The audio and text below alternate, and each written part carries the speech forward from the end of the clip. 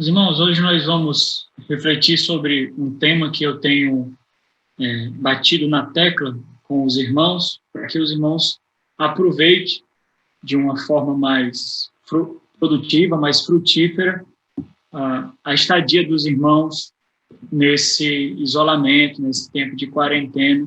Por mais que muitos irmãos não estejam completamente isolados, né, estão trabalhando, o fato é de que os irmãos não têm saído dos seus lares para irem até a igreja, no nosso encontro, como comumente nós temos. Então, existe a necessidade de meditar e de trabalhar mais a palavra de Deus no seio do lar, né? E isso nos ajuda na capacitação do crescimento e da maturidade cristã. Então, esse é o tema da nossa reflexão. A necessidade da meditação da palavra de Deus para o amadurecimento cristão. Nós vamos refletir nisso. A necessidade da meditação da palavra para o amadurecimento cristão. Eu já falei algumas vezes para os irmãos sobre o conceito de meditação, e eu quero falar um pouco mais, porque nós não temos isso muito bem desenhado e definido na nossa realidade, na cultura que nós vivemos. Nós não fomos ensinados sobre isso. Na verdade, nós enxergamos alguns testemunhos disso, mas são testemunhos negativos. Nos dias atuais, por exemplo, quando se pensa sobre meditação, o que pode vir à mente da maioria das pessoas é algo com um tom muito místico. Pode soar como a ideia de um transe, de uma atividade abstrata, sem algo para direcionar o nosso pensamento, a nossa reflexão. Talvez porque é dessa forma mesmo que nós vemos a meditação sendo mais ensinada e espalhada pelas religiões de mistérios, tanto que como compreendem meditação, como praticam meditação.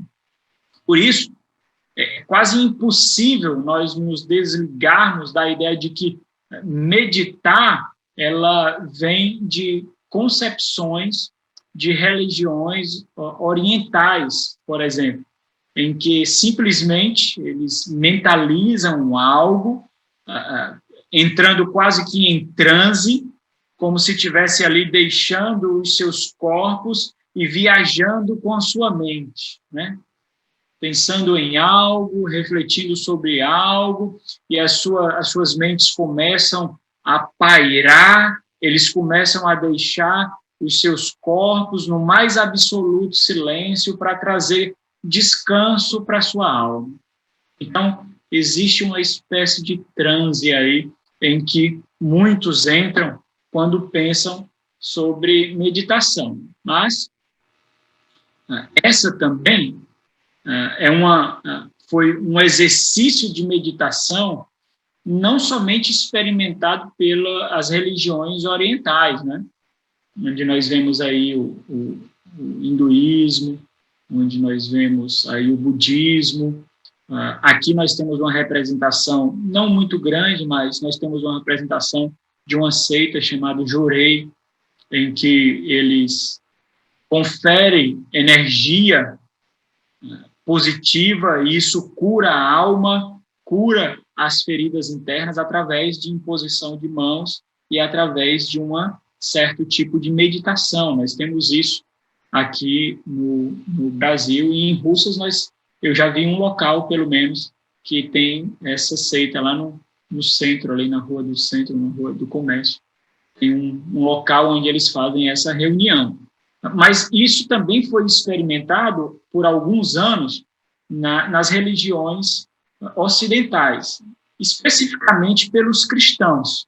Durante a Idade Média, existia uma concepção muito mística do cristianismo. A ideia era de que, através da meditação, né, uma meditação muito contemplativa, através dessa meditação e dessa contemplação, eles tentavam alcançar comunhão com Deus, dispensando completamente a palavra de Deus, apenas por suas sensações, apenas apenas pelo sentir, pelo fluir do seu pensamento, eles buscavam ter comunhão com Deus e a palavra de Deus era relegada, era deixada de lado. Mas essa realidade não ficou somente na Idade Média, infelizmente, ela é também uma realidade de muitos segmentos evangélicos do nosso tempo, especialmente entre os pentecostais, mas não fica restrito aos pentecostais. Os adeptos, portanto, desse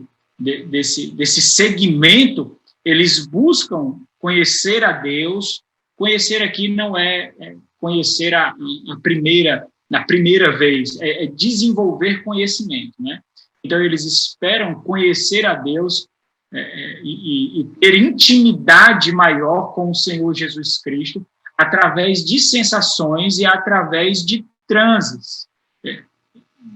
E eles fazem isso de forma mais profunda, se desligando da palavra de Deus, porque a palavra aqui, ela oferece meio que amarras que engessam esse relacionamento. Meus irmãos, isso não é só entre os pentecostais. Isso é experimentado por todo e qualquer segmento evangélico onde a palavra de Deus não é o centro. É muito fácil nós encontrarmos isso, meus irmãos. Nós encontramos muitos segmentos evangélicos que proferem o jargão de que a palavra de Deus é nossa regra de fé e prática. Mas, na verdade, na prática, não é isso que é experimentado. Você tem ideia? Eu e a Amanda, nós temos uma colega, uma amiga evangélica, eu já comentei isso para os irmãos, em que ela janta com Jesus Cristo. Ela simplesmente janta com Jesus Cristo. Ela, última vez agora, aconteceu há pouco mais, nem um mês, acho que um mês atrás, em que ela recebeu um convite de Jesus para jantar com ele. Ela preparou a mesa à luz de velas, né, para ficar mais sentimental, e eles tiveram um encontro ali, ela e Jesus Cristo, né? E postou nas redes sociais, e as pessoas comentando embaixo, ficando maravilhada com o tipo de intimidade, com a profundidade de intimidade que ela tinha com o Senhor Jesus Cristo, né? E não é de uma igreja pentecostal, certo? Não é de uma igreja pentecostal. E eu estou falando de uma pessoa que tem aí seus 40 anos de idade, não é uma jovenzinha, não. É uma pessoa que já deveria ter discernimento, maturidade suficiente para não fazer esse tipo de brincadeira com a religião e com a palavra de Deus. Mas essa é a realidade que nós encontramos. Então, isso não é meditação. Como seria, por exemplo, uma conversa com Jesus nesse jantar? Como seria o tipo de diálogo com Jesus? Porque, com certeza, ela não ficou calada, ela conversou com Jesus, ela refletiu sobre aquele encontro. Então, isso, para muitos, é meditação, né? E essas pessoas que fazem isso saem de momentos como esse alimentadas, regozijantes, felizes de situações como essa. Mas qual é o grande ponto aqui para nossa introdução? Esse não é um entendimento sobre meditação que nós encontramos nas Sagradas Escrituras. O que é meditação? Meditação, segundo as Sagradas Escrituras, é o assentamento. Sabe quando você assenta um tijolo? Você senta um tijolo, você encaixa ele. Então, meditação, segundo as Sagradas Escrituras, é esse assentamento, é a acomodação, é o envolvimento, é o labor de uma concepção que tomará um lugar privilegiado na nossa mente e no nosso coração. Meditação, segundo a palavra de Deus, nas Sagradas Escrituras, tem esse caráter, tem essas características, na verdade, onde mostram vários aspectos de uma mesma realidade, a necessidade e o labor de acomodar algo na nossa mente e no nosso coração, ou seja, é a ministração direcionada ao coração. Isso é meditação. Quando nós meditamos, nós ministramos ao nosso coração. nós adestramos o nosso coração, nós ensinamos o nosso coração. E quando você diz à sua mente, quando você diz à sua mente e seu coração o que eles devem sentir, o que eles devem pensar, o que eles devem fazer e esperar. Ou seja, é por causa dessa meditação que você viverá a sua vida de tal forma, de uma forma X ou de uma forma Y. E aqui nós precisamos fazer uma observação muito importante. Mesmo nas Sagradas Escrituras, a meditação ela não é direcionada única e exclusivamente ao homem piedoso. Isso é importante, porque nós vamos ver um pouco disso hoje. Quando nós olhamos nas Sagradas Escrituras, nós vemos pessoas perversas meditando também. Nós vemos pessoas perversas ministrando ao coração e à mente. Então, a meditação, ela não é uma atitude, um comportamento, um labor restrito ao homem piedoso, ao crente, no nosso caso. Os perversos, eles também meditam. Mas o grande impacto que nós temos com essa realidade é que, infelizmente, em muitas realidades, os perversos, eles se empenham ainda mais do que os crentes em sua meditação e em o seu labor. Por exemplo, hoje, para a nossa reflexão, especialmente, nós vamos refletir sobre esse contraste de realidades. A meditação, ela é imprescindível ao amadurecimento. Sem meditação, não há crescimento, não há amadurecimento. E nós vamos fazer esse contraste e ver como o ímpio amadurece em sua impiedade e como o crente amadurece em sua santificação e em sua piedade. Nós vamos ver essa realidade hoje. Então, de uma forma ou de outra, a meditação é imprescindível, porque é ela que vai colocar luz no caminho que nós seguimos, por mais que esse caminho seja o caminho de trevas. Ela vai apontar a direção para o nosso coração.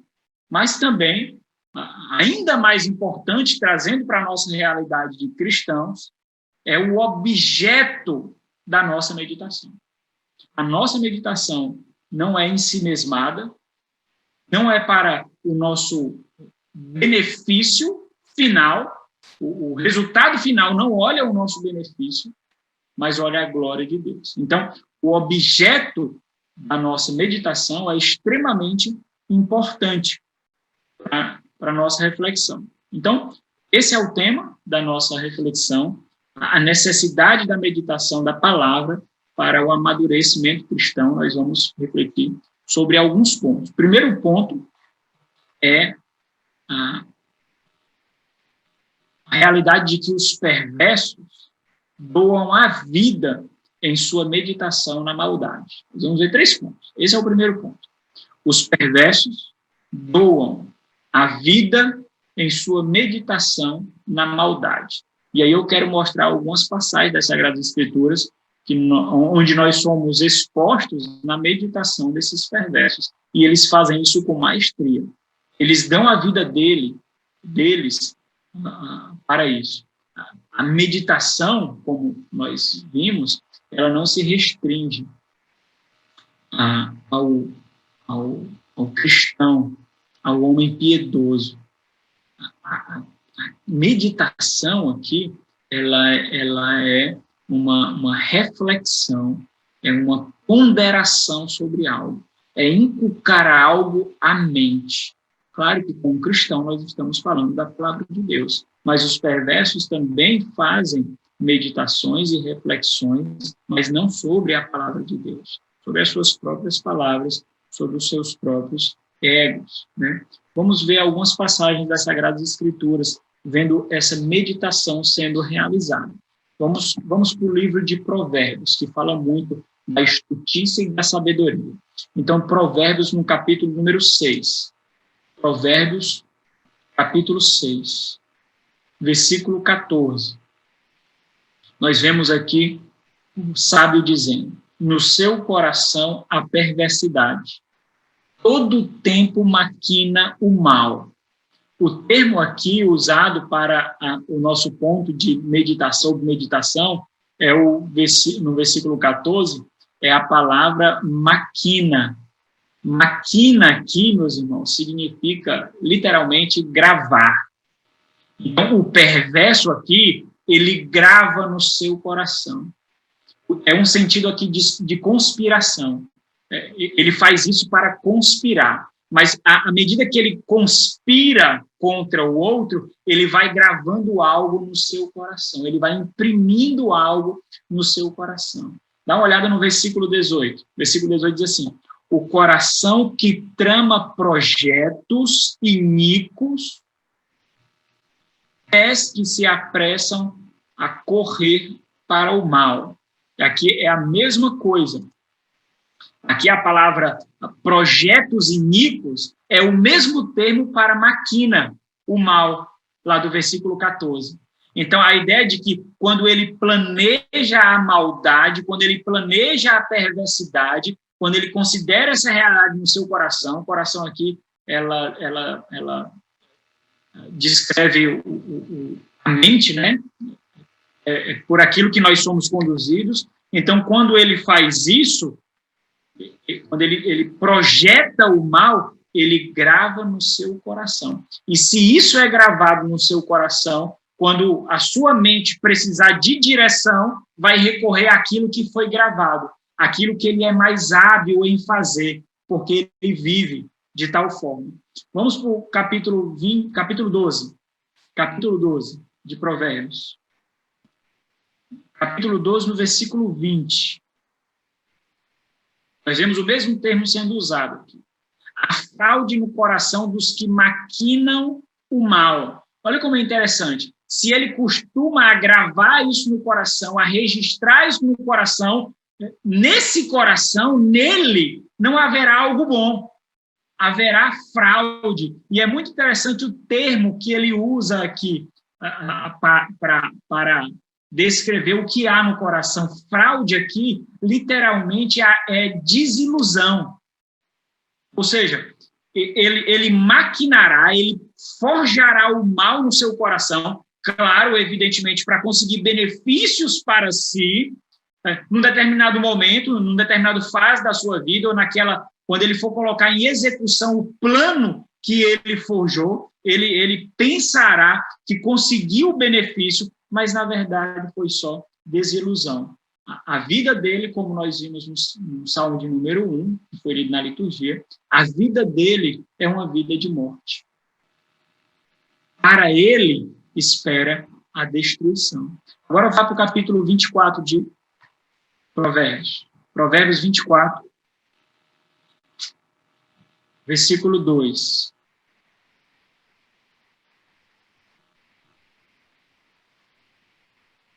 Diz assim: porque no seu coração maquina violência. E aqui a palavra maquinar já não é gravar. A ideia de maquinar aqui é de planejar mesmo, é literalmente meditar. Porque no seu coração medita sobre a violência, ou a violência medita no seu coração. E os seus lábios falam para o mal. Da boca sai o que está cheio o quê? O coração. No seu coração ele planeja, ele medita, ele considera sobre a violência, sobre o que é mal. E por fazer isso, ele exala a maldade. Mas eu quero chamar a sua atenção para o livro de Jó também. Um livro que eu tenho muito apreço, nós vamos andar por alguns versículos de Jó hoje também. Jó também, em Jó, né, não é Jó que fala, quem fala aqui é um dos amigos de Jó, Jó capítulo 15, quem fala aqui é Elifaz, falando sobre o perverso, a realidade do perverso.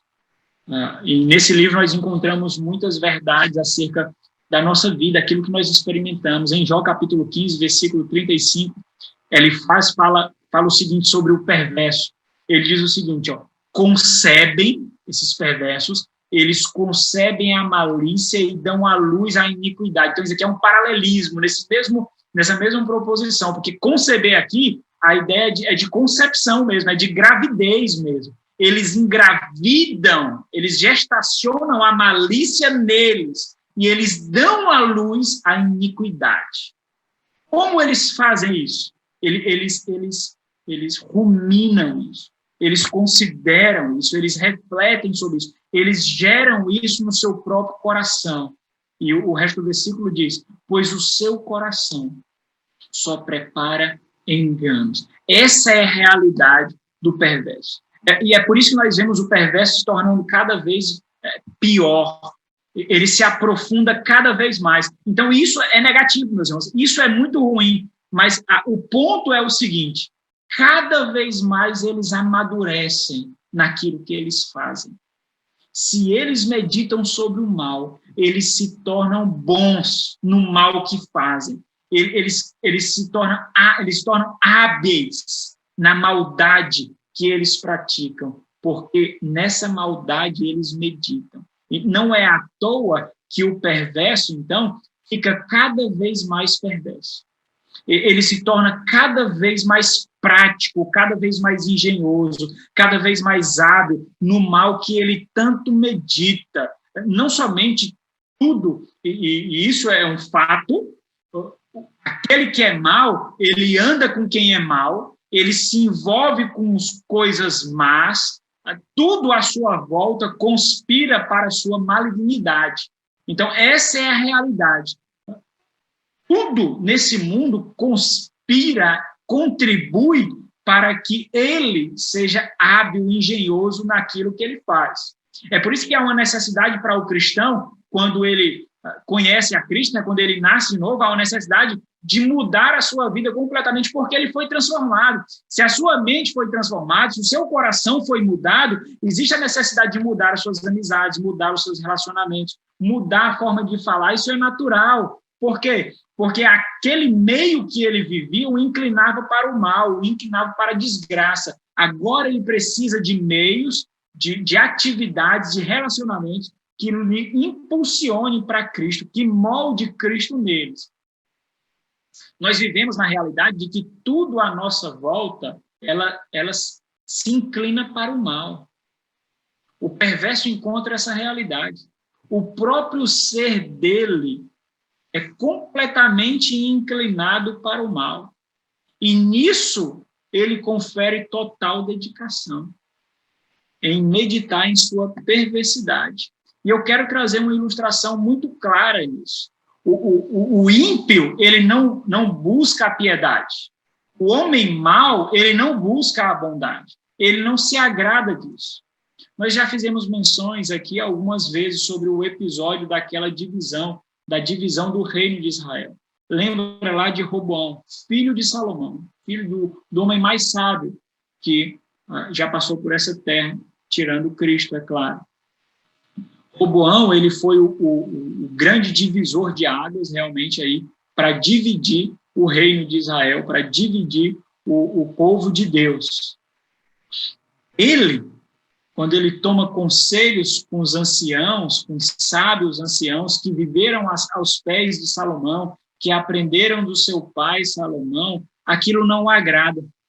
O texto diz, em 1 de Reis, capítulo 12, diz literalmente que ele desprezou o conselho dos sábios. Porque aquelas palavras sábias em que o conselho dos anciãos era o seguinte, que ele deveria ser complacente, ser condescendente com o pedido do povo, que pedia para que a mão fosse menos pesada com tributos, com impostos sobre o povo, para que ele aliviasse aquilo que o seu pai impôs sobre o reino.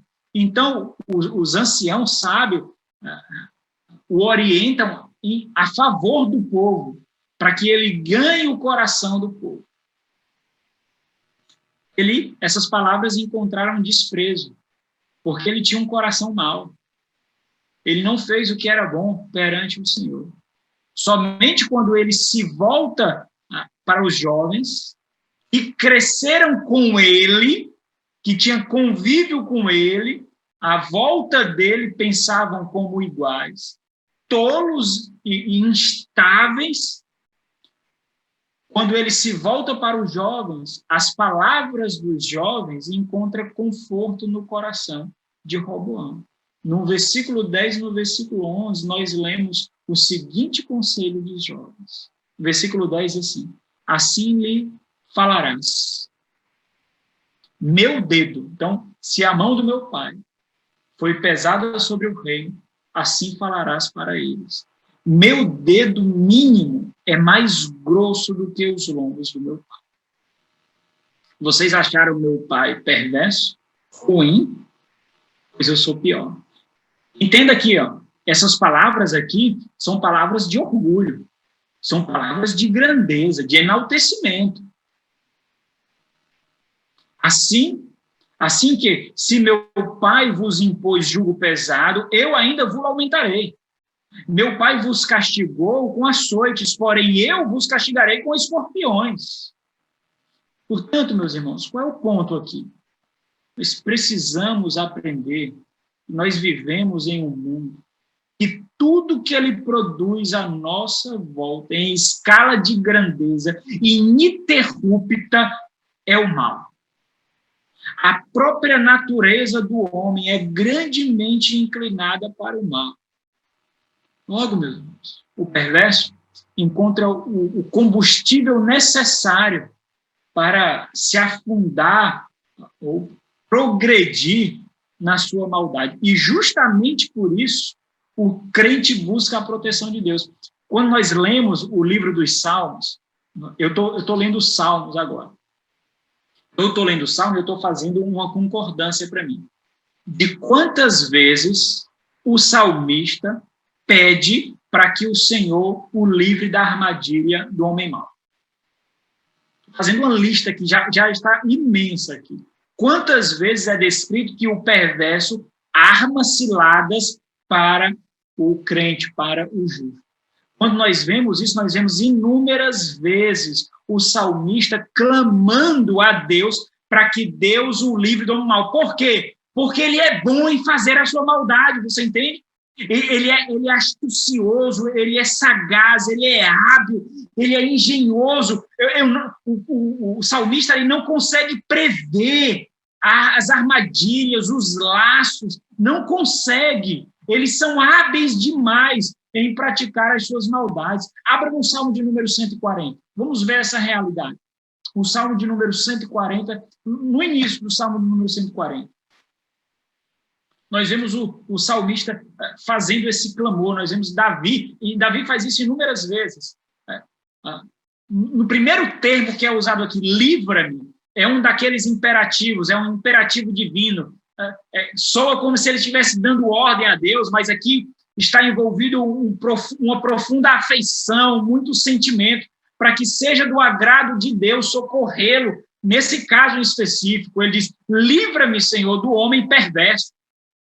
Guarda-me do homem violento, cujo coração, olha o termo, cujo coração maquina iniquidades e vivem forjando contendas. Como eles fazem isso, meus irmãos? Porque a vida deles é uma vida de meditação, meus irmãos. Esse é o ponto que eu quero tratar aqui nesse momento. A vida do homem perverso, a vida do homem violento é uma vida de forjar, de maquinar iniquidades, de planejar a desgraça, porque ele olha para ele não olha para Deus, ele não olha para o próximo. Por isso nós devemos realmente clamar a Deus, não nos colocar em pé de igualdade para lutar contra eles. Nós iremos perder, nós não forjamos a maldade. Nós não nos tornamos bons no mal que nós praticamos. Quando nós praticamos o mal, é um deslize da nossa caminhada. Mas nós vemos também isso sendo feito novamente com a súplica ainda mais intensa. Olha o Salmo de número 59. Salmo de número 59. No início também, nós vemos a mesma expressão, mas sendo mais aprofundada e de forma mais intensa. Ele diz... O Salmo de número 59 diz o seguinte aqui. Livra-me, Deus meu, dos meus inimigos. Põe-me acima do alcance dos meus adversários. está pedindo literalmente aqui para o Senhor exaltá-lo no sentido de erguer, para que eles não peguem ele. Põe-me acima do alcance dos meus adversários. E mais uma vez ele diz, livra-me dos que praticam a iniquidade. Salva-me dos homens sanguinários, pois que armam ciladas a minha alma. Contra mim se reúnem os fortes, sem transgressão minha, ó Senhor, o pecado meu. Então, existe um clamor aqui do crente para que Deus o livre. Qual é o ponto aqui? Qual é o meu ponto aqui? Os perversos, eles colocam os seus corações em profunda dedicação naquilo que eles fazem, ao ponto de se tornarem completamente envolvidos pelo objeto da sua meditação, que é o mal. Esse é o grande objeto, na esteira da arrogância, na esteira do ego, na esteira do mundanismo. O grande objeto para a sua meditação é o mal. E algo muito importante aqui, esse ponto que nós estamos meditando, ele vai fechar aqui com as palavras do Senhor Jesus Cristo de uma forma extremamente emblemática. A prática da perversidade, ela leva à perfeição do mal. Isso é inegável. Qualquer prática leva à perfeição. Qualquer reflexão, aprofundamento, meditação, labor da mente leva à perfeição naquilo para o qual está sendo feito. Então, aqui nós vemos o perverso realmente amadurecendo em sua prática de perversidade. Ele é muito sagaz naquilo que ele faz, ele se torna muito hábil, porque na concepção dele, isso é a sua vida. Ele é tão dedicado, meus irmãos, tão engenhoso, tão habilidoso e comprometido naquilo que ele faz, ele realmente envolve a sua vida, que o próprio Senhor Jesus Cristo colocou a sua devoção como imitável para os crentes. Isso é o grande impactante, é algo tão impactante para nós que deveria chamar a nossa atenção. Vá na parábola que ele conta, Lucas 16. Ele conta essa parábola do mordomo infiel, do administrador infiel. Então, Lucas, no capítulo 16, nós vemos esse episódio sendo retratado. Então, o mordomo infiel foi descoberto de sua infidelidade e ele então, recebe o aviso de despejo, o aviso de ser colocado para fora. A sua vida dependia daquele labor, a sua vida dependia daquele trabalho. Ele sabia que se não tivesse aquele trabalho, ele iria morrer, a sua vida dependia disso. Ele não podia trabalhar na terra de forma braçal, ele não queria pedir esmolas, a sua vida dependia disso. Então, ele orquestra um plano, ele forja o mal, ele maquina a iniquidade, e ele faz isso de uma forma completamente habilidosa, ao ponto de receber do seu Senhor elogios. Versículo 8 do capítulo 16 de Lucas diz assim: e elogiou o Senhor, o administrador infiel, porque se houvera sabiamente, atiladamente, esse termo só aparece uma vez nas Sagradas Escrituras, somente aqui, e quer dizer, meus irmãos, sabiamente, ou por incrível que pareça, quer dizer prudentemente, com a condição deles. Porque se houvera sabiamente, porque os filhos, olha aqui o tapa na cara, porque os filhos dos homens são mais hábeis na sua própria geração do que os filhos da luz. Qual é o grande ponto aqui? Qual é o grande ponto? Qual é o grande ponto da questão? O administrador infiel entendeu que a sua vida dependia em sua dedicação naquilo que ele precisava resolver. Ou ele se dedicava a resolver o seu problema, ou ele morreria. O ponto aqui é o seguinte: os filhos da luz, conforme a parábola, não desempenham tamanha dedicação para a sua salvação, embora os perversos façam isso. Então, entenda que, em sua maldade, o perverso amadurece, o perverso cresce. Aí nós vamos ao segundo ponto da nossa reflexão hoje. O segundo ponto é um questionamento para a nossa ponderação. Podem os justos serem inferiores em sua dedicação à meditação? Podem? É possível os justos serem inferiores em sua dedicação à meditação? Entenda, meus irmãos? Nossa meditação como crentes remidos em Cristo, ela transcende tanto a nós mesmos quanto a realidade que nós vivemos.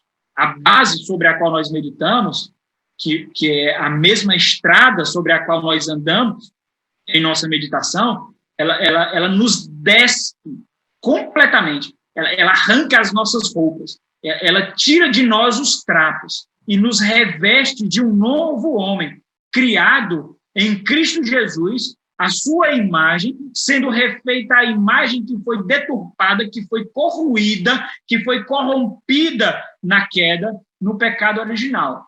Portanto, ela tem como objetivo arrancar essas realidades desse mundo e nos colocar em realidades de um mundo por vir.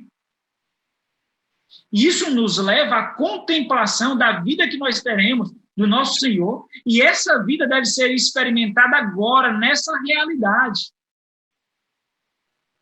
Dessa forma, meus irmãos, se essa for a nossa realidade, ou nós testemunharemos que nós somos cristãos, nascidos em Cristo Jesus, ou a falta dessa dedicação, a falta de labor, a falta de empenho, mostrará que nós não estamos em Cristo.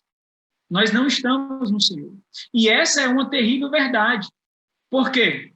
Porque se esse vigor, esse labor não for encontrado em nós, nós vamos nos deparar com a realidade de que o nosso arrependimento, ou aquilo que nós pensamos que era o nosso arrependimento, seria, então, um simples remorso. Ou seja, aquilo que nos causou tristeza e dor não nos levou à transformação. E eu quero pegar alguns textos que retratam essa realidade daquele que pensou que era, mas acabou testificando que, na verdade, não é. Abra em Provérbios mais uma vez. Provérbios, capítulo 26. Provérbios 26. Versículo 11. Falando dessa realidade. Como o cão que torna o seu vômito, assim é o insensato que reitera a sua estultice. Mesmo tendo a oportunidade, mesmo tendo a possibilidade de não fazer, ele o faz. Vamos ao texto. Lucas, capítulo 22. Lucas, capítulo 12. Lucas, capítulo 12, versículo 20 e 21, diz assim, mas Deus, isso aqui precisa de uma contextualização, o Senhor aqui conta uma parábola para falar do apego ao mundo, do amor ao mundo, especialmente para falar sobre a avareza, e ele conta que o apego ao mundo e o amor aos bens, ele forjará no nosso coração imperativos de independência ou satisfação. A ideia de que nós nos satisfazemos completamente naquilo que nós temos, naquilo que nós conquistamos, pelos cofres e pelas contas que estão cheias. Mas acontece que vem o versículo 20 do capítulo 12, em que o Senhor diz, louco, esta noite te pedirão a tua alma. E o que tens preparado, para quem será? Assim é o que entesoura para si mesmo e não é rico para com Deus. Então, essa é a realidade daqueles que talvez pensam em experimentar o novo nascimento, mas que as suas vidas mostram que, na verdade, eles não experimentam. Nós nos deparamos com um grande e terrível contraste do empenho do homem mau, do empenho do perverso em sua perversidade e da falta de objetividade, da falta de empenho do justo em sua salvação. A meditação, meus irmãos,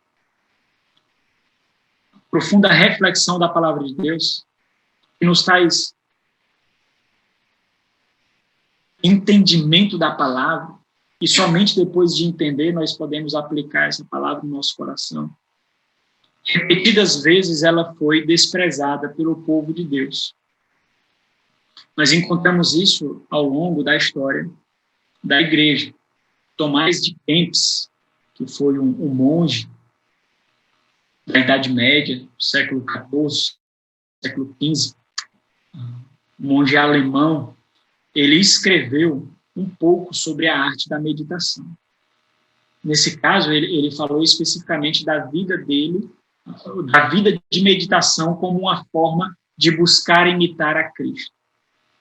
Na época dele, já havia essa degeneração da prática da meditação, que não olhava a meditação, que não considerava a meditação como um instrumento necessário para o amadurecimento espiritual e para maior intimidade com o Senhor.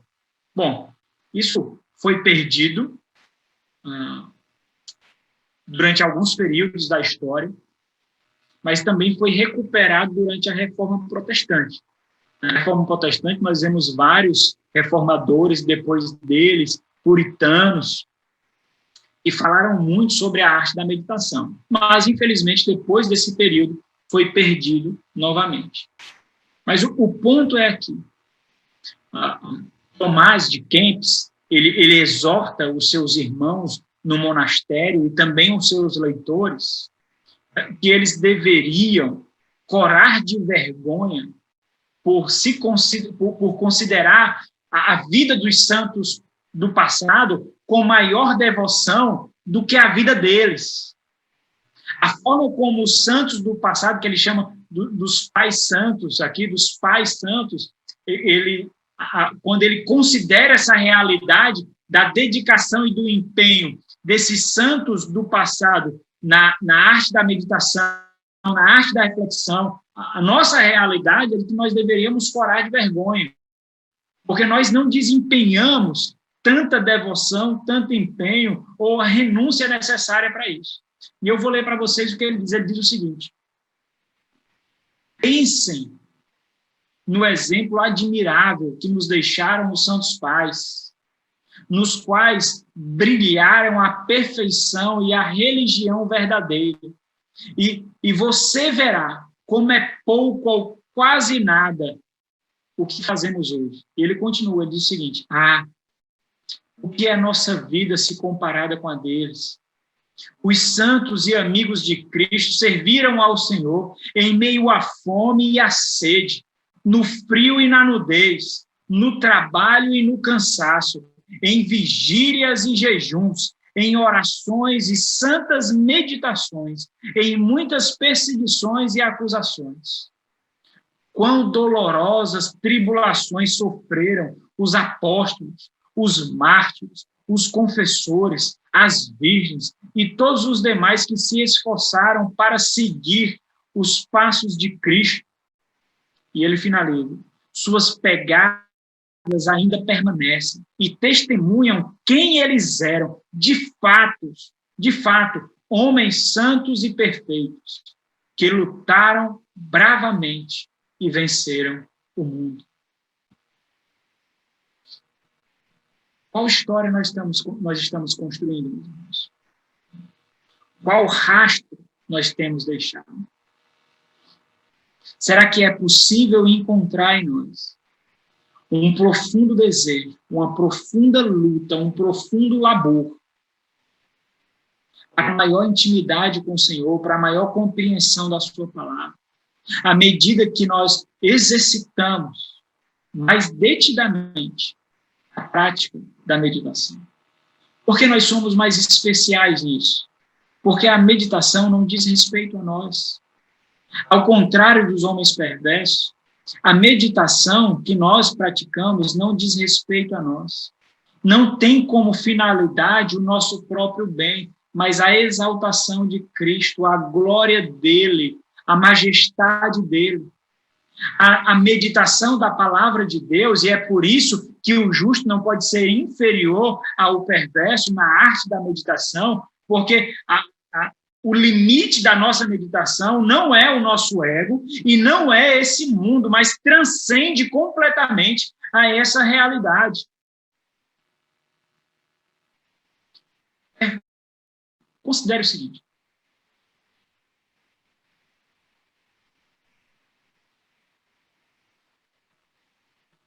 quanto o perverso se dedica no mal, e nisso ele encontra o seu maior prazer. Existe o prazer na malignidade, existe o prazer na maldade, existe o prazer em conferir dor, em conferir desgraça, em levantar calúnias, em forjar enganos, em praticar maldades. Existe prazer naqueles que praticam aquilo.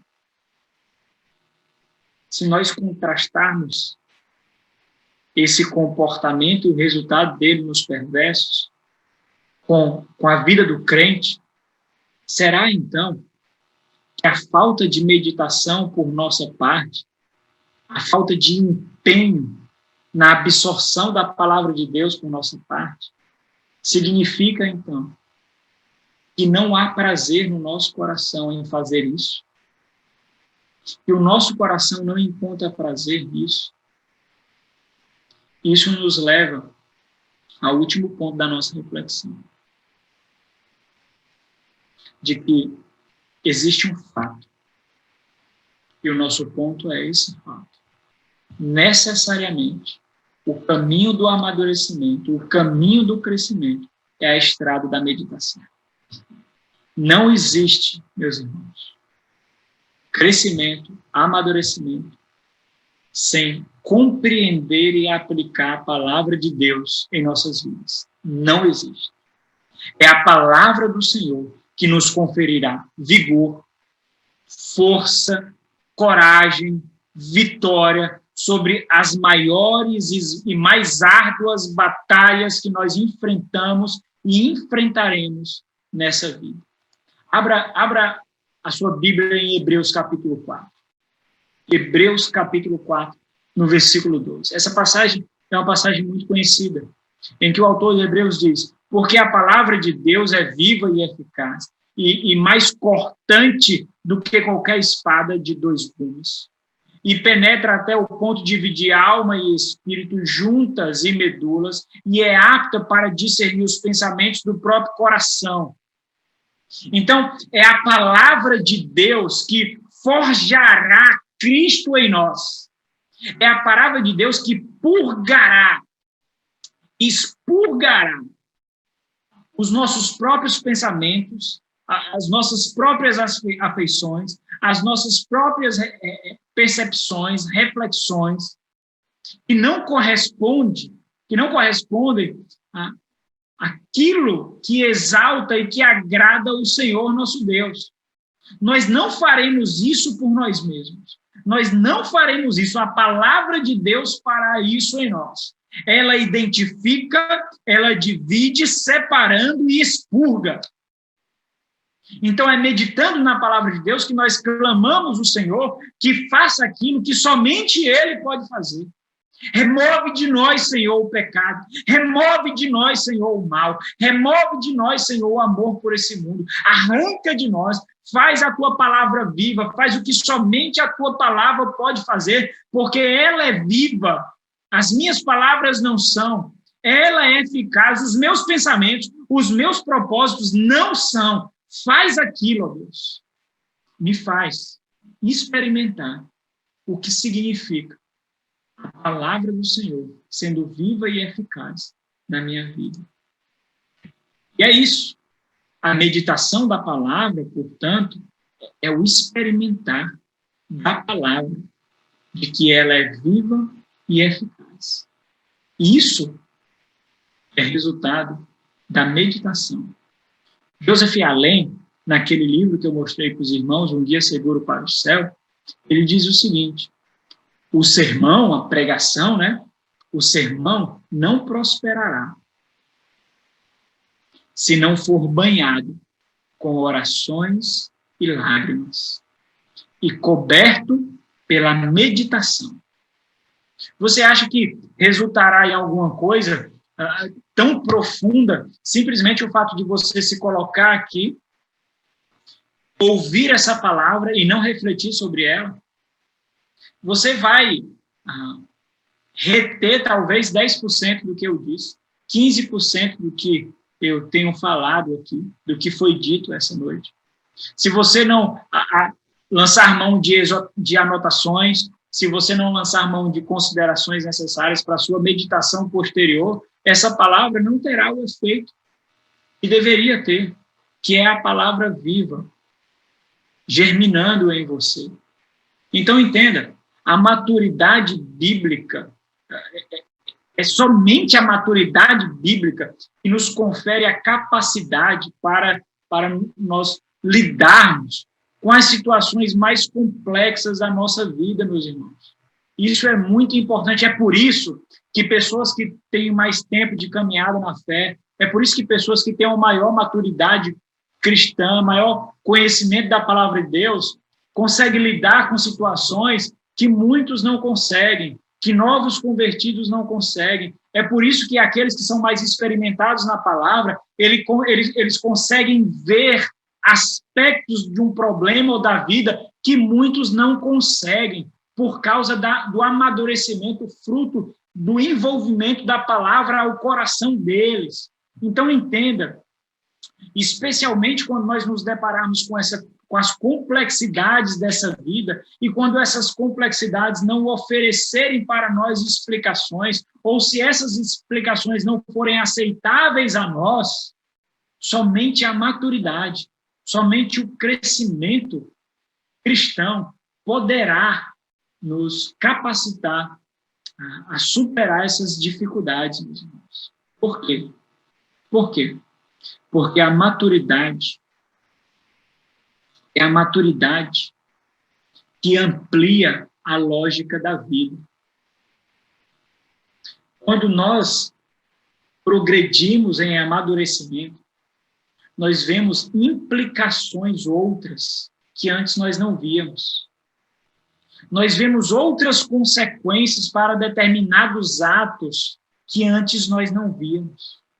Então, o amadurecimento cristão, que é forjado pela meditação, ela amplia os nossos olhos e a nossa mente para a lógica da vida, para os padrões de comparação, para a base de assimilação das coisas, para os acontecimentos e fatos que nós experimentamos aqui.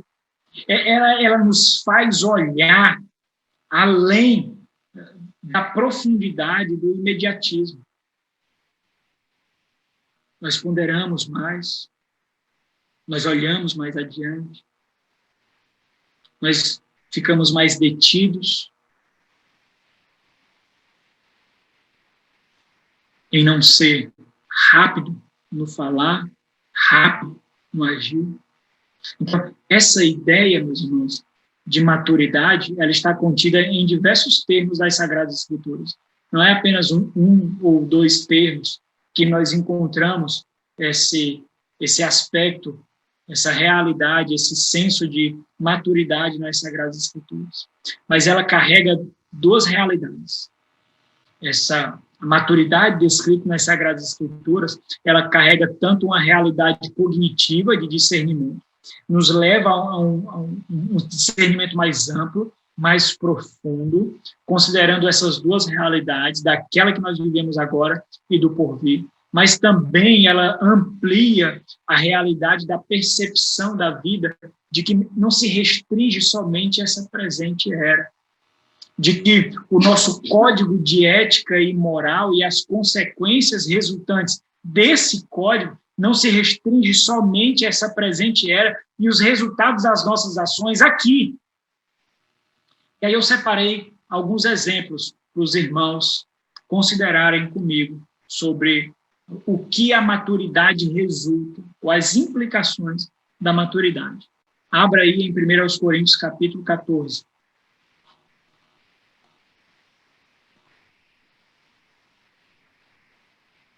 1 Coríntios, capítulo 14.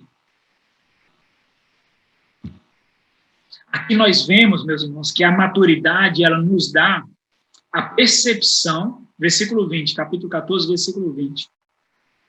Aqui nós vemos a maturidade nos dando percepção sobrenatural dos acontecimentos à luz da interpretação da palavra de Deus.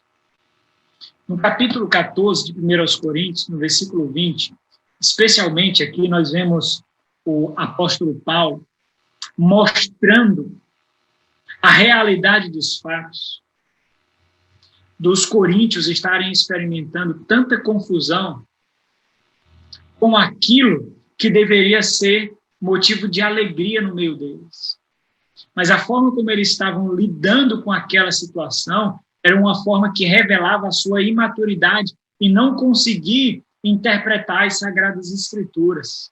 É tanto que o apóstolo Paulo, no versículo 21, vai citar justamente as Sagradas Escrituras.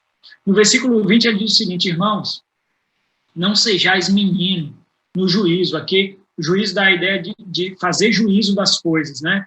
De discernimento, de reflexão, de pensamento. Não sejais meninos nisso. Na malícia, sim.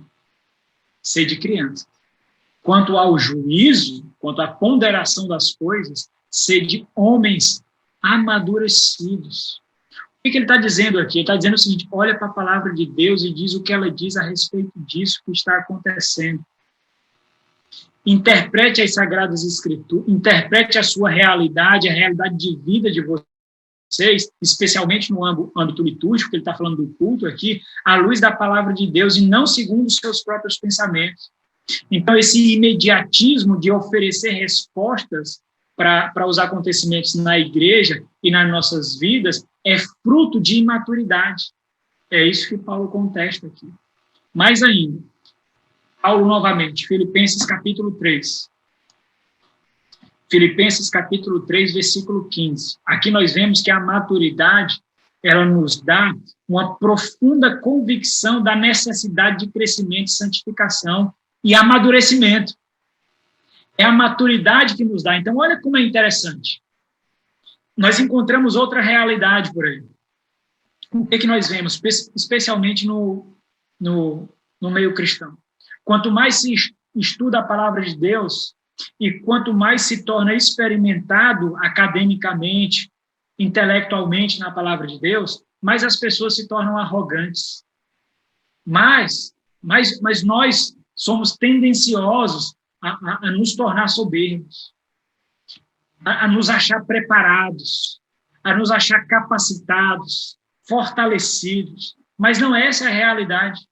Quando Paulo faz referência a si mesmo e a caminhada, a corrida que ele percorre rumo à perfeição, ele contrasta essa realidade com os filipenses. Ele diz: todos, pois, que sois perfeitos, tenhamos este sentimento, esse sentimento de inadequação, de que nós não chegamos ainda a alcançá-lo. Todos nós que somos perfeitos tenhamos esse sentimento. E se porventura pensais de outro modo, também isto Deus vos esclarecerá. Então, mais uma vez, se nós pensamos de uma forma diferente do apóstolo Paulo ou daqueles que buscam a sua dependência em Cristo, mais uma vez nós precisamos da meditação para nos recobrar o juízo de acordo com a realidade cristã. Mais uma vez nós precisamos dela para ter o entendimento adequado da nossa caminhada aqui, de intensa e contínua necessidade de amadurecimento e crescimento em santificação, da testemunho de Cristo Jesus. E um último texto que eu separei para os irmãos, é um texto conhecido. 2 Timóteo, capítulo 3, versículo 17. Vem aí a sequência do versículo 16, não é? Em que nós conhecemos, que fala das Sagradas Escrituras. 2 Timóteo, capítulo 3, versículo 17. Ele fala das Sagradas Escrituras e ele mostra a finalidade dessas Sagradas Escrituras. Então, nesse texto aqui, nós vemos que a maturidade, ela nos capacita a fazer o que é o nosso dever na obra do reino, sempre conduzidos pela palavra, porque por isso nós fomos chamados, e para isso nós fomos chamados, a sermos conduzidos pela palavra, e usar a palavra para chegarmos à finalidade para a qual nós fomos postos aqui. Quando ele fala sobre a palavra, então ele diz, a fim de que o homem de Deus seja perfeito e perfeitamente habilitado para toda boa obra. Se nós não formos envolvidos por essa palavra, se nós não formos tomados por essa palavra, esse versículo não diz respeito a nós, o que quer dizer que nós não somos homens de Deus. É a maturidade que nos dará essa compreensão, meus irmãos.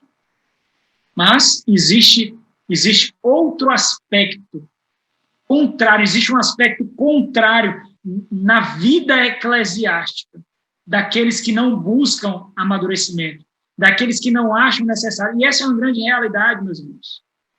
O que nós vemos aqui na nossa vida evangélica, o que nós vemos nas igrejas por aí, é de que, na verdade, o que parece é que muitas igrejas não querem que os seus membros cresçam, não querem que os seus membros amadureçam, para que vivam completamente dependentes, como moletas das suas igrejas, não porque entendem o valor da igreja, porque sem as igrejas, eles não conseguem sequer fazer uma reflexão nos seus lares, eles não conseguem sequer fazer um culto doméstico, eles não conseguem sequer entender um texto das Sagradas Escrituras, eles precisam da exposição do pregador, eles precisam da explicação do pregador, porque eles não conseguem sequer ler um texto das Sagradas Escrituras e fazer a interpretação e fazer a explicação e a aplicação desse texto para si mesmo e para os seus filhos.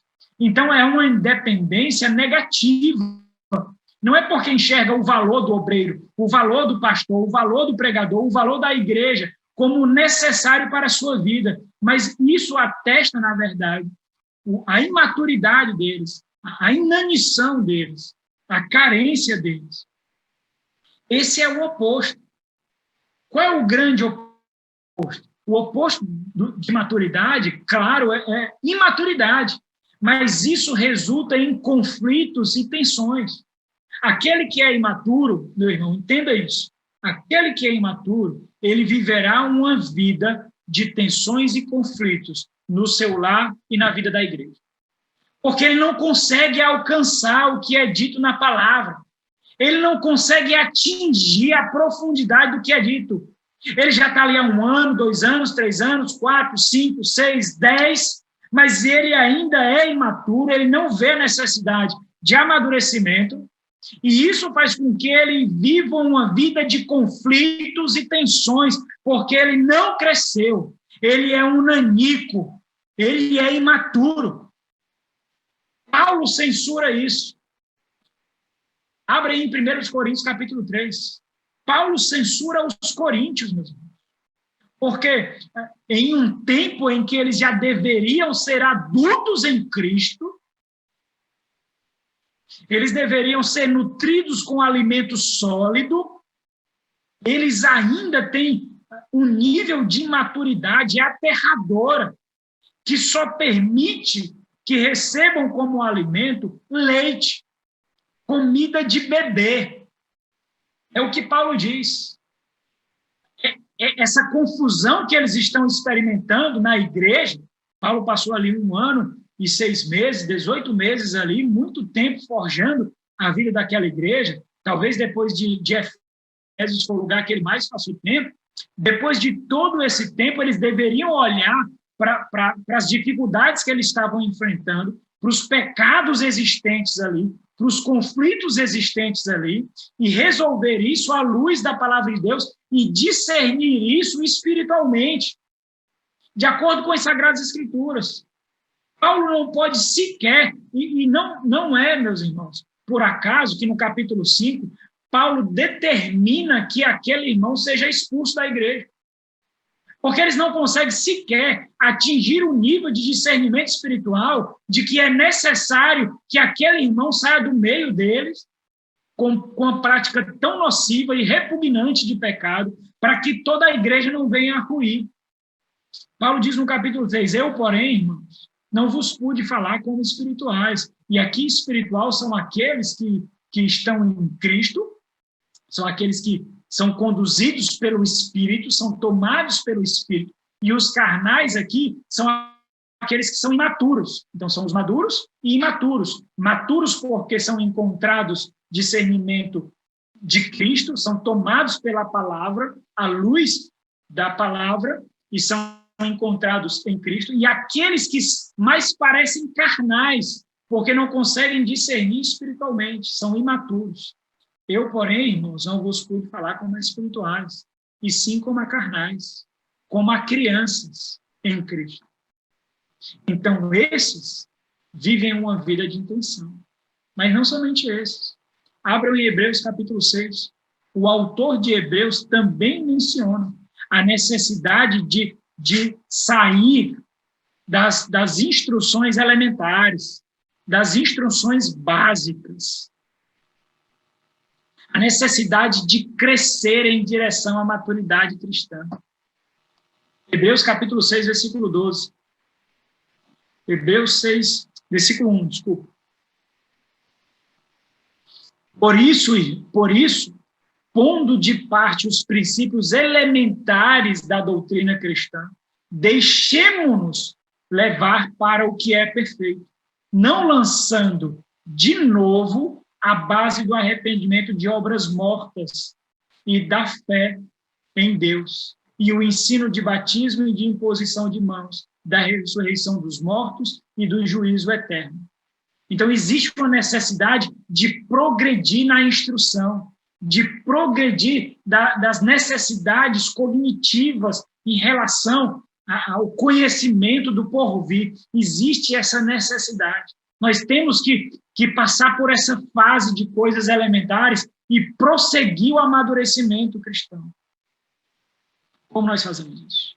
Nós fazemos isso através da meditação da palavra de Deus.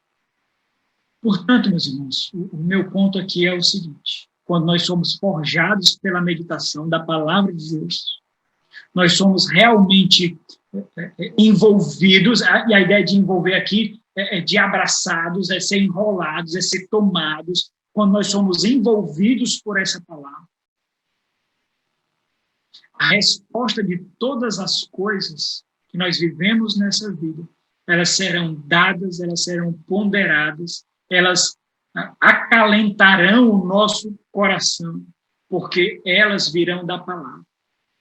E as dificuldades que nós enfrentamos na nossa vida, as tribulações que assaltam o nosso coração, elas receberão maior instrução, maior conforto e consolo, justamente quando nós aprendemos essa arte e esse dom da meditação da palavra de Deus. Mas mais ainda, nós nos tornamos capazes de nos envolver de forma mais adequada nos relacionamentos interpessoais. Nós, por exemplo, somos capacitados a desenvolver relacionamentos frutíferos, redentivos, relacionamentos que glorificam a Deus, relacionamentos mais maduros com aqueles, por exemplo, que sofrem, ou com aqueles que carecem de maior ponderação diante das complexidades da vida. Nós encontramos essa realidade em Jó. Eu queria passar por alguns textos, meus irmãos, de Jó com vocês, para nós experimentarmos essa realidade. Quando nós estamos padecendo sofrimento, quando nós padecemos de discernimento de coisas que acontecem na nossa vida, a nossa mente é nublada. Nós precisamos de pessoas que nos instruam adequadamente. Nós não precisamos de pessoas que joguem sobre nós uma pá de cal, que joguem sobre nós pedras.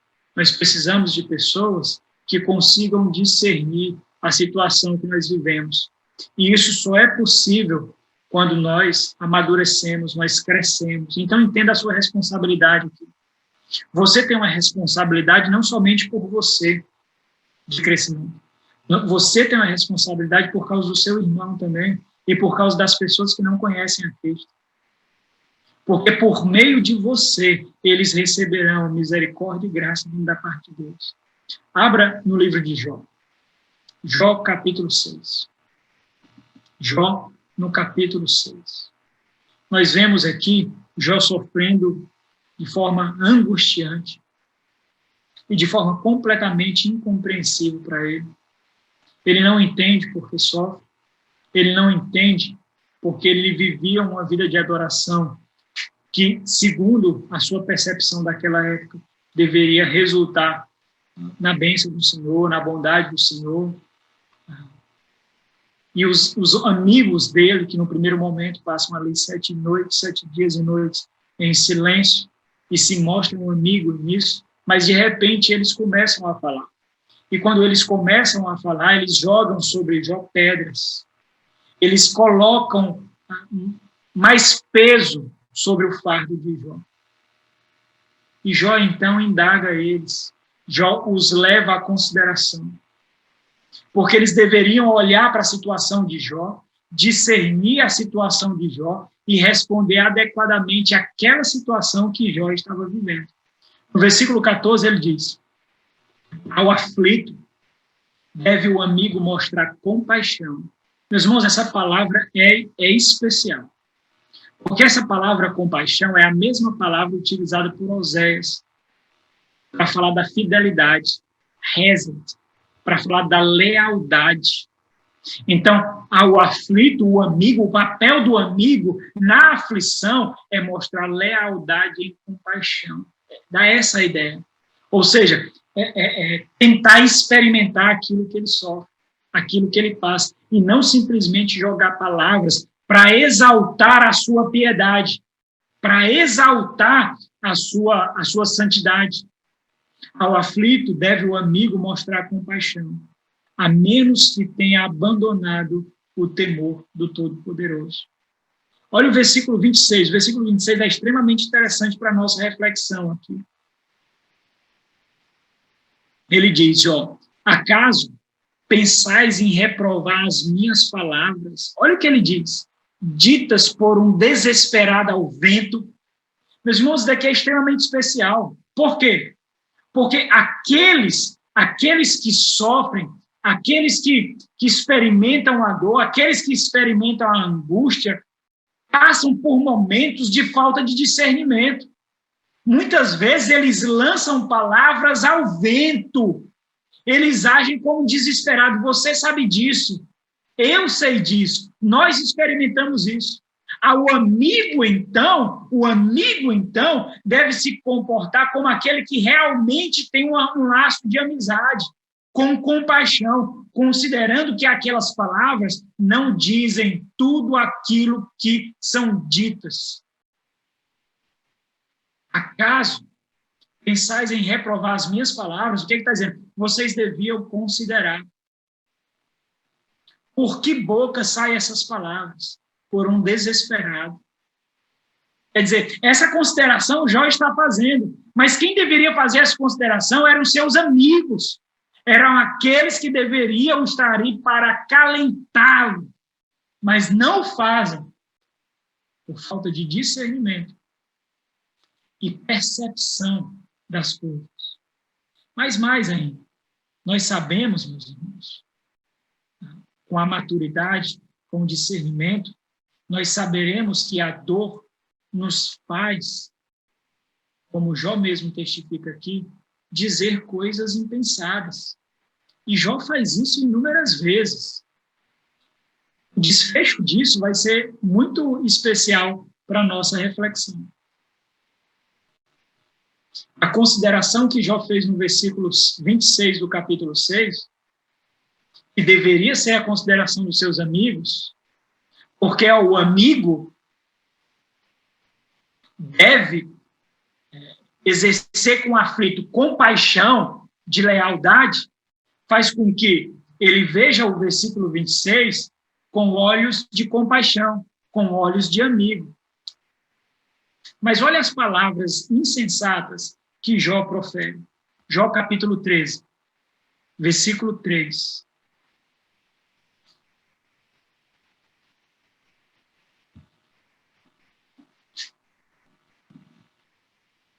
mas falarei ao Todo-Poderoso. Olha como Jó se reporta a Deus. Mas falarei ao Todo-Poderoso, e quero defender-me perante Deus. Olha o que ele está exigindo aqui.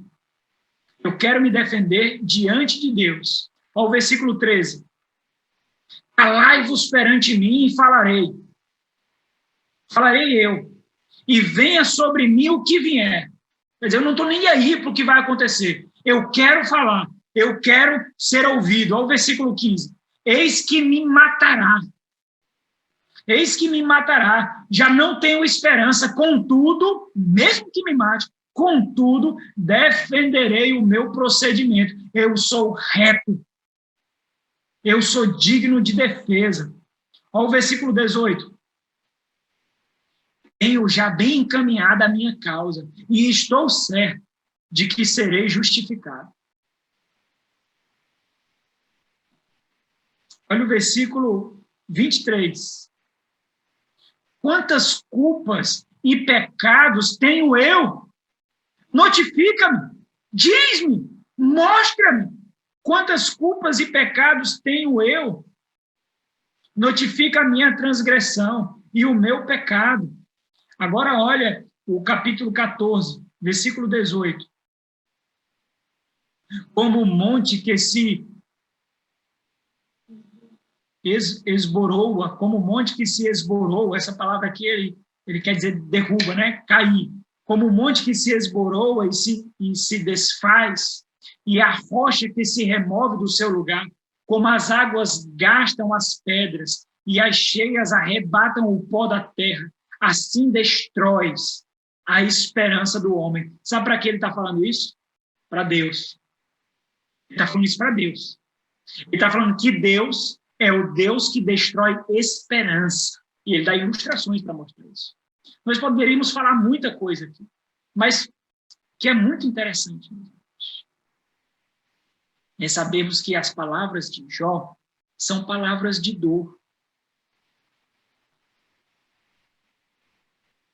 E na dor, nós falamos palavras que ferem, mesmo que nós não queiramos dizer o que está sendo dito. Volta para o capítulo... vá para o capítulo 16. Capítulo 16 de Jó. E nós só conseguimos ter esse tipo de discernimento com a maturidade, com o discernimento. Jó diz. Então Jó respondeu aos seus amigos. Ele diz o seguinte: tenho ouvido muitas coisas como estas. Todos vós sois consoladores molestos. Ele está dizendo aqui o seguinte, meus irmãos. Na dor e na angústia, palavras ferem mais. Lembra lá do amigo que deveria oferecer compaixão. Jó diz aqui: tenho ouvido muitas coisas como estas, e todas vós são consoladores molestos. Porventura, não terão fim essas palavras de vento? Ou que é que te instiga para responder-me assim? E ele continua a falar. No versículo 10, ele diz o seguinte: homens abrem contra mim a boca, com desprezo me esbofeteiam, e contra mim todos se ajuntam. Ele está fazendo referência na palavra dos seus amigos. Sobretudo, meus irmãos, para a gente finalizar aqui, para não demorar mais, nós poderíamos passar por alguns outros textos aqui. O ponto é o seguinte: como nós teremos capacidade, como nós teremos condições para julgar situações como essas, para saber lidar com situações como essa? O que é mais interessante no final da história, que é o desfecho que eu mencionei para os irmãos, quando Jó diz: ao aflito o amigo deve demonstrar compaixão. E quando ele diz: não percebes que é um desesperado falando ao vento? O que é interessante é que os amigos de Jó não têm esse tipo de discernimento, esse nível de discernimento, mas Deus tem. É tanto que, quando nós olhamos Tiago, no capítulo 5, falando, exaltando a paciência de Jó, quando nós lemos o livro de Jó, nós temos muita dificuldade, meus irmãos. Sério. Se nós formos sinceros, nós teremos muitas dificuldades. Somente esses textos que eu li para os irmãos. Nós teremos muita dificuldade para achar paciência em Jó ali. Nós teremos muita dificuldade para considerar que Jó não pecou.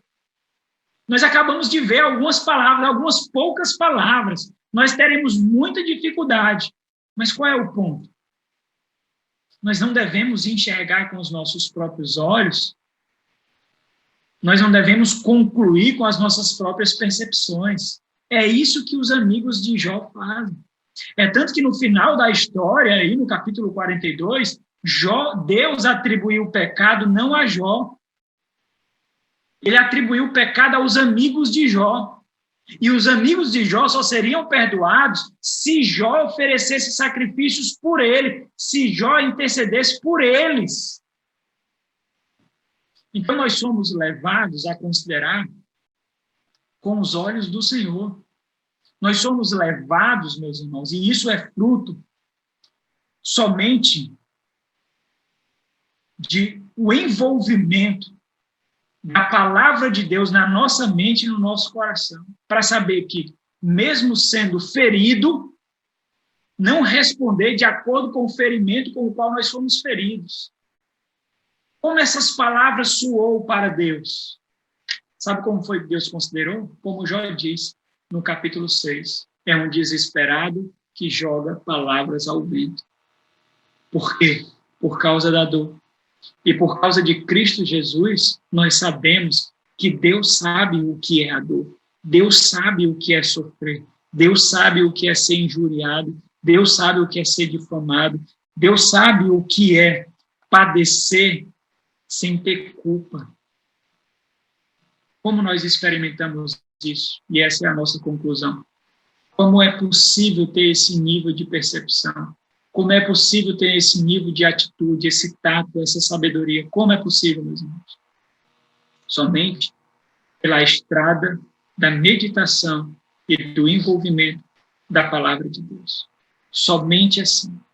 Por isso que eu tenho instigado os irmãos tanto a desenvolverem uma vida de meditação e reflexão na palavra de Deus. Mas mais do que isso, meus irmãos, considere mais aqueles que os irmãos identificam, que os irmãos reconhecem o maior amadurecimento, maior maturidade, maior crescimento. Busquem esses para instrução, busquem esses como conselheiros. Isso tudo que eu coloco para os irmãos é para os irmãos também considerarem o fato de que quando ouvirem determinadas conclusões, determinados questionamentos daqueles que são mais experimentados na palavra, não falem de imediato. Considere mais, pondere mais, porque esses olham com maior profundidade. O horizonte para o qual eles olham é um horizonte bem mais amplo, é um horizonte maior. Ele vê mais do que você. O seu papel, então, é, meditando na palavra de Deus, ser esse instrumento de maturidade e esse instrumento de graça para a sua família e para os seus irmãos. Por isso, você tem a obrigação de percorrer um caminho de maturidade, porque é através da meditação da palavra que vem essa maturidade. É quando você encaixa na sua mente e no seu coração essa palavra. É quando você é envolvido, é quando você é encharcado por essa palavra. E você tem que obedecer. Somente fazendo isso, nós iremos percorrer o caminho de santificação adequado para o cristão, deixando coisas elementares e percorrendo coisas mais profundas da palavra de Deus. Vamos orar, então. Senhor, nosso Deus, que maravilhosa graça nós recebemos do Senhor em termos da instrução da Tua palavra, meu Pai. Obrigado, Senhor. Agradecemos ao Senhor, Deus, por não nos deixar cegos, não nos deixar sem orientação, não nos deixar sem exortação, mesmo nesses tempos de incerteza, mesmo nesse tempo sombrio, mesmo nesse tempo de distanciamento. Deus, obrigado por nos dar a tua palavra. Obrigado por nos dar a oportunidade de termos esse encontro, ó Deus. Mesmo que virtual, nós reconhecemos, ó Deus, mesmo que deficiente, e nós choramos por isso. Nós sentimos a dor dessa deficiência. Clamamos a Ti, Deus, que não nos retire esse alento, que continue provendo a nós, mesmo esse encontro deficiente, mesmo esse encontro que não supre todas as necessidades que nós temos como igreja do Senhor. Que o Senhor nos leve, Deus, à maturidade.